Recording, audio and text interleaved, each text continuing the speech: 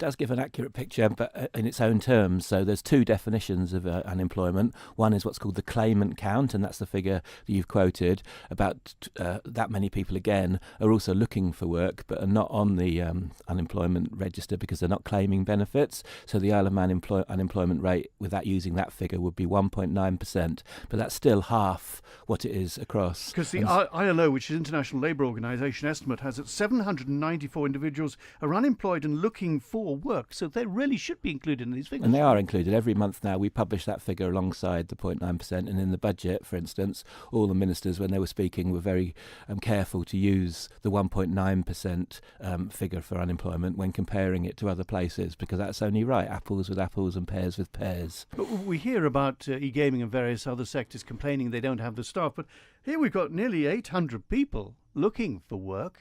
Can't they find staff from those? Oh, yeah, but not every job is suitable for every person, and not every person is suitable for every job. So quite a lot of the vacancies are no experience, no skills. ICT and e-gaming, another survey that's released today, shows is the highest paid sector in the Isle of Man economy, over £1,000 a week on average. And so therefore you need skills and experience. So what we've got to do is we've got to make sure that the Department for Enterprise and every other part of government is in supporting local people to be upskilled so that they can take advantage of new opportunities in new industries. We're coming up to the season in which I suppose all the slack should be taken up, really, because there should be more jobs available. Or does that still apply? No, it still applies. There's all sorts of reasons why people can't work or choose not to work. We've got... But you've identified a real issue for government and for the public service in general and for our economic system in general, which is we've got to make sure that work is there for people who can take it and that people are able to take the opportunities that are there. We are actually living in an island on a cusp because we've got too many brownfield sites, we've got ageing population and ageing professions in so many places, and young people are good at spotting trends sooner than older people, and I would say the cusp is an opportunity for younger people. As you say, opportunity. It's for the government to grasp these opportunities. Well, it's not really. I mean, the government has got to make sure the environment is right for the economy and for society, but we can't do everything. And, ICT and e-gaming is not a sector in which the government's involved, but we are involved in making sure the regulation's right, the tax regime's right, but most importantly, productivity, creating opportunities are there. So, in other words, skills training and general education and all that sort of thing. Can I just make a point that someone driving off the island, they usually they go with a quarter tank, and then when they're across, immediately fill up with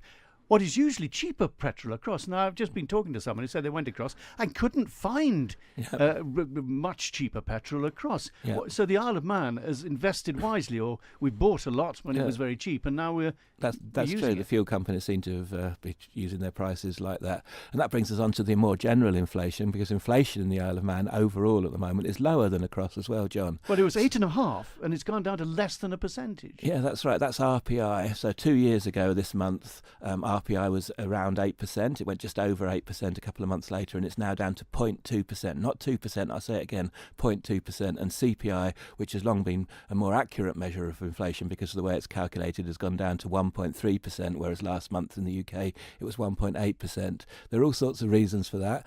People should read the report and consider those reasons. But I suppose the most important thing is I'm not here as a politician. Well, you are, aren't you? I am, but when it comes to statistics, the role of a politician is just to make sure they're being presented fairly. And these figures are actually open, transparent figures and presentations of the statistical evidence of our. You can understand people losing track because there's so many figures floating around, RPI, CPI, all these other things. But can I just say that in the future we're looking for the earnings survey? That's right. The earnings survey has been a very important indicator for a decade. It had bad news for the first 6 or 7 years of those decades, and the news is beginning to improve 3 or 4 years ago. This year, earnings on average have only kept pace with inflation, but that's better than they were doing a few years ago. And I really do think that next year we're going to have very good news on earnings. This is compulsory. If you're asked for what you're earning, well, surely the Treasury has these figures anyway.